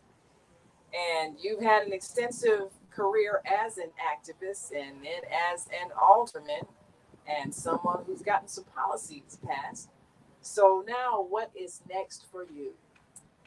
Well, I am immediately, so I did the book, so I'm doing book tours and conversations, and I love the opportunity to have this narrative. I'm also kind of have gotten into metal art, so I'm doing sculptures with metal, which is like I love. And actually got into really doing, I did a series on this concept of building a sea to swim in. So I'm trying to figure out how to make that relevant. But I also am really interested in being as helpful as possible to, in terms of this looking forward and possibilities for the future. I'm working. I'm, anytime anyone asks me, who is especially a current alderman or elected official, for any kind of assistance that I can provide, I'd like to do that if possible. I'm still a little bit involved in the West Side Center for Justice that I helped develop almost 10 years ago with my son and his law firm on the West Side Center for Justice in Harrison and California, helping them with various different activities. They can be special projects, but it's still there. It's become a hub of activism on the West Side and around social justice. And and it also has become a hub for information, historic information about the Black Panther Party. So there's an exhibit there and a lot of classroom teachings that go on there, people coming through, curriculum being developed by some teachers, etc. So I'm still peripherally or sort of a little bit involved with that. But I want to give a shout out to Alderman Angela Clay, the new alderman of the 46th Ward. I think she is going to be an amazing leader. She already is, but I think she's just going to blossom and brings to the city council a very positive, forward-looking perspective, a lot of a very strong sense of justice and apparently a really, really good ability to interact and understand and communicate with others in a way that I think will have lasting effects on the city council. So I'm very excited about that, and I am committed to her to help her understand the city budget in the next few months. But after that, who knows? We're so grateful that you have taken your experience and turned it into a book so that people can learn. And again, this is Daring to Struggle, Daring to Win by Helen Schiller. She's here at the African Festival of the Arts today, and you can get your signed copy. So come on down, 51st and Cottage Grove. And it's really a beautiful day out today. Definitely a place where you can find all kinds of wonderful African artifacts, and you can meet wonderful people like author Helen Schiller, and you can gain some knowledge and some insight, and maybe even some motivation if you've got aspirations for politics, or if you're an activist and you want to know how to create some of the coalitions that are necessary to win in politics. One last thing before we go. If people are looking to make an impact, and as Keisha was asking earlier, about the real polarization that exists in this city and the distrust, and as you mentioned, people saying things like, well, if they get in office, they're going to do to us what we did to them. How do we overcome that? What would you suggest if people really want to bridge the gap between the various, very divided communities? What's the first step they can take? Well, first of all, I think that that our youth are much more. They're just way ahead of us. I'm a few decades older, and I think that So in the 46th ward, just as an example, the former alderman, the bridge between me and Angela, he had a different reputation, but in actual fact, didn't see a vacant lot that he didn't embrace in terms of creating market rate housing, with very little concern, if any at all, and really and a minimal, if not undermining, policy towards meeting their required affordable housing for anytime anything is built. There's some required. It was minimal at best, the least that could be done. And as a consequence, there was a real fear that that wouldn't be able to have somebody come in there who would be able to turn it around and maintain some kind of stability for people who are living in the community. As it turns out, there's many young people that moved into those buildings. They're much more progressive. There are many different backgrounds. And Angela won this election, I think, probably by more of a margin than I ever did. I mean, my elections were close. She won by 60%. And that's huge on the north side of Chicago. So I think that I'm saying that to say that things aren't exactly the way they were historically. They are changing, and a lot of the hope I have is in our youth. But I think that that doesn't change the need for us to be able to expose people to the realities of different people's lives, so that most people are sensitive to the struggles other people have when they are able to experience it without it being somehow a challenge to the way they live their life. And that's what we have. That's the challenge. I think that we each have our own responsibility. It's not your responsibility to change someone else's mind who's determined to be opposed to you or who's expressing a racist view. That's my responsibility. I mean, we all have some with that, but you don't need to be, I mean, someone doesn't need to be further victimized by somebody else's inappropriate behavior, what I consider inappropriate behavior, necessarily. Sometimes we have to do that, or we have a reaction to it. But I think that each of us needs to identify the best role that we can play that is at the service of changing minds. That's really, and we each have a different role. Each have a different role, so know your role. But we thank you so much. Take on many. Or take on many. Yes, you can do that. But we've certainly enjoyed talking to you, and I highly recommend this book. I think it's a historical document. This was a very, for those people who might be too young to remember Harold Washington and that whole era, this is really a history book. This was a time of great exploration when it came to changing minds, building coalitions, overcoming some of the grip that the old guard had on the power over the city. So you want to come down here and get this Daring to Struggle, Daring to Win by Helen Schiller. Come down to the African Festival of the Arts. And of course, we're here at the Authors Pavilion, right behind the Underground Books booth where all these books are available. You want to get your signed copy today.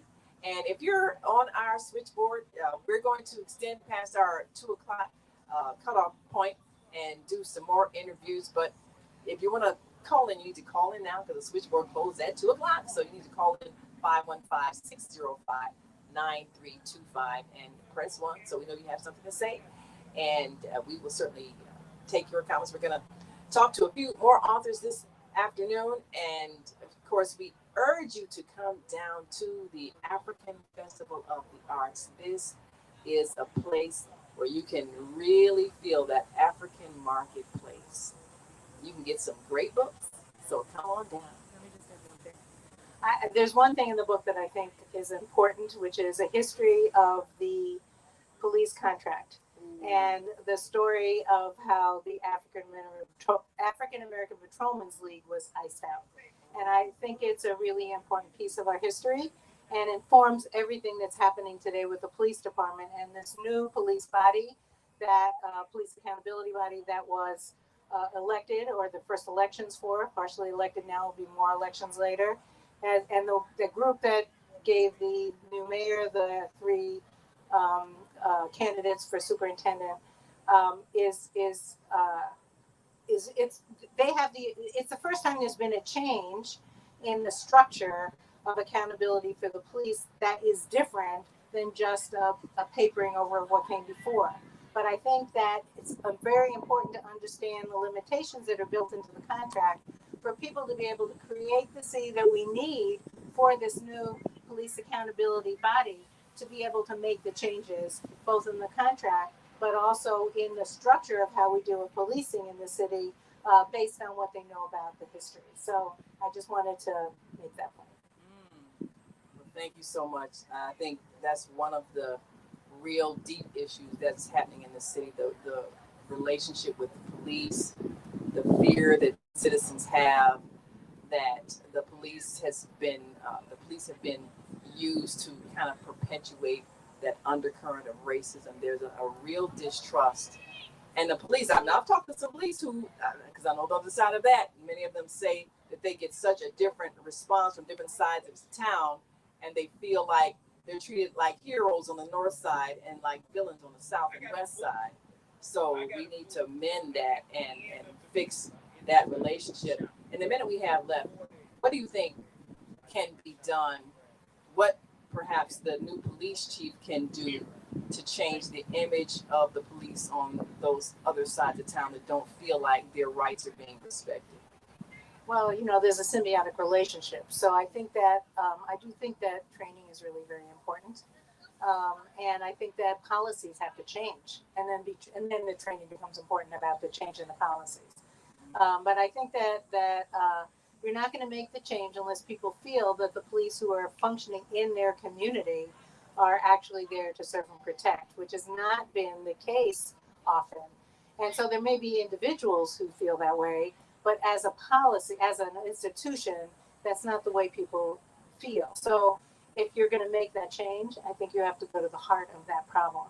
And it's different in different areas. So it's almost something, on the one hand, that has to be dealt with district by district, but on the other hand, has to be citywide in terms of what the behavior is that's acceptable and what the communication is that needs to become standard that you have with people and how you treat them, and vice versa, so that you can begin to have the conversation with the community that will change the way, so everybody hears each other and you can begin to make those changes. But if there's always the position of, the last superintendent, every time I saw him on the news, what was he saying?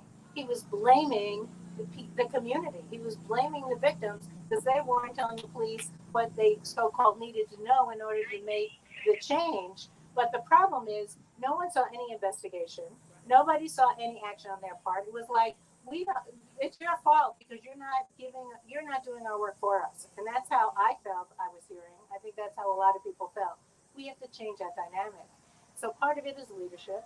Part of it, a big part of it, but that leadership towards really identifying the policies that we need to redo in order to be able to train a police force and hire a police force that will in actuality in every community truly serve and protect, and vice versa. Thank you so much, Helen Schiller, author of Daring to Struggle, Daring to Win.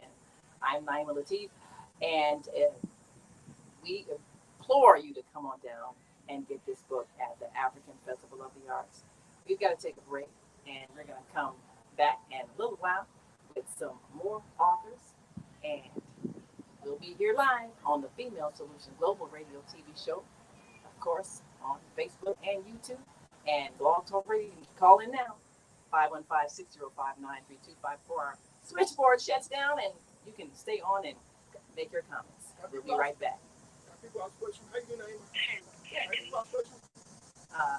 Well, give me a moment, and we'll be able to ask a question. And of course, we'll get that microphone over to you. Let me kind of sign off here. All right. Okay.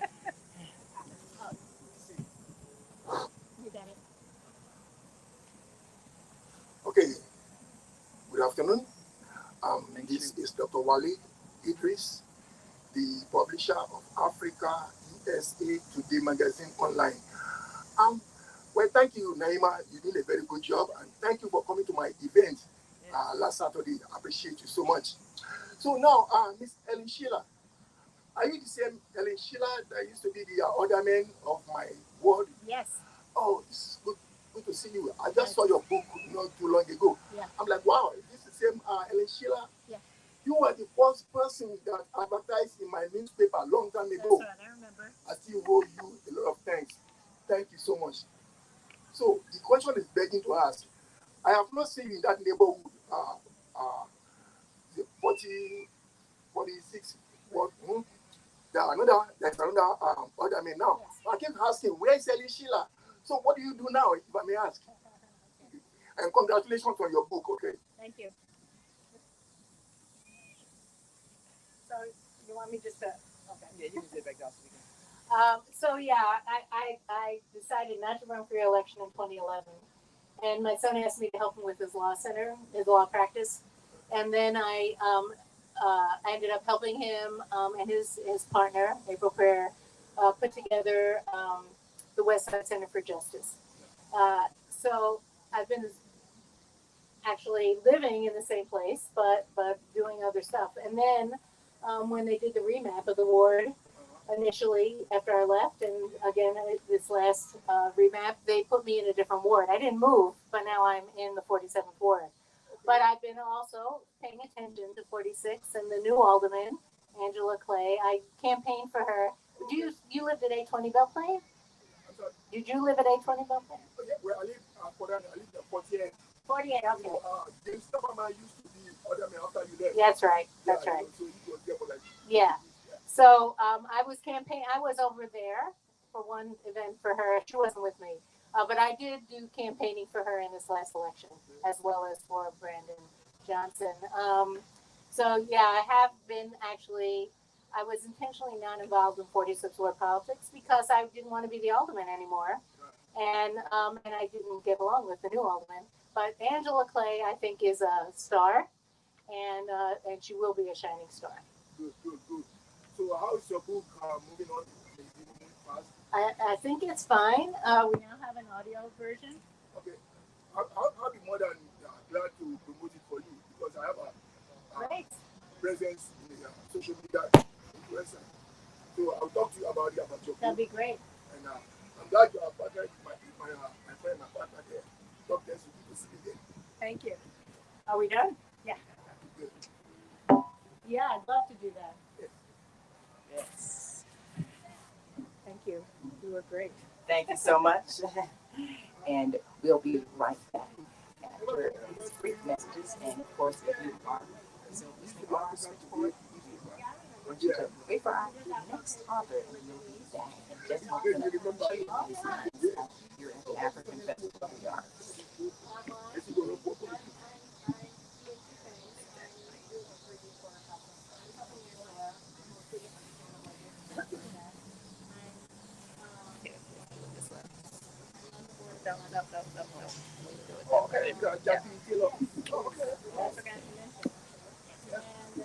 Right. Okay. And so let's switch. Yeah. Okay, I'll be back. All right. Yes, and we are here live at the African Festival of the Arts. And if you are here watching live, we want you to come on down and be a part of this presentation. It is definitely, it has been an opportunity to hear some history, and we're excited. And as you can see,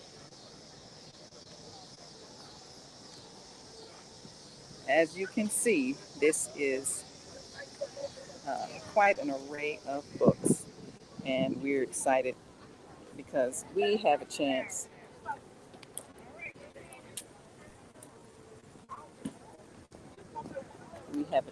to introduce to so many those who are here. So if you are listening online, uh, we urge you to come on down to the African Festival of the Arts, and we're excited. We're going to definitely bring you more from some of these authors who are available here at the Underground Books. We appreciate you so very much for joining us. Listen in on Sunday and Monday. And we're excited because we know that if you are a book lover, you're going to find exactly what you're looking for right here at the African Festival of the Arts here on 51st and Washington. I'm sorry, Washington Park, 51st and Cottage Grove. Definitely a place to be, and somewhere that we can make it happen where if you are willing to come on down, you'll find what you're looking for. The African Festival of the Arts is here all the way and through Monday for this Labor Day weekend. And you'll have a chance to shop and find what you are looking for right here at the African Festival of the Arts. We are certainly grateful for those who are joining us, and we urge you to continue to listen in. We'll be covering more from the African Festival of the Arts. Now let's greet our global family and tune in tomorrow for Soulful Solutions with Dr. Debbie. I'm sorry, Soul Purpose Healing with Beata, and Monday Morning Mindfulness with Zelda Speaks. I'm Naima Latif, and we'll see you next time on the Female Solution Global Radio TV show.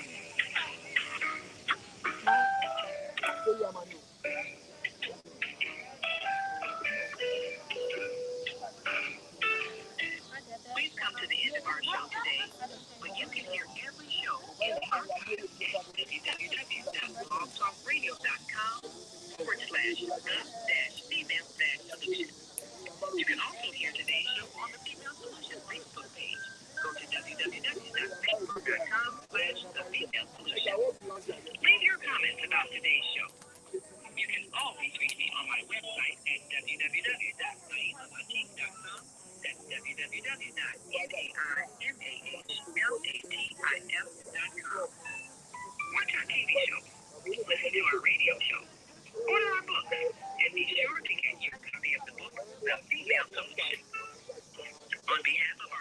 of radio hosts, I'd like to thank all of you who participated in today's discussion. And to our global family listening from all around the world, we say thank you. To our family in China, Sheshe, India, Zanyaba, Japan, Arigato, Korea, Kamsamida, Russia, Spasiba, Germany, Danke, Yeah, so trying to bring it back on. Are you able to connect? France, merci, Spain, gracias, Italy, grazie, We will call you back. We're trying to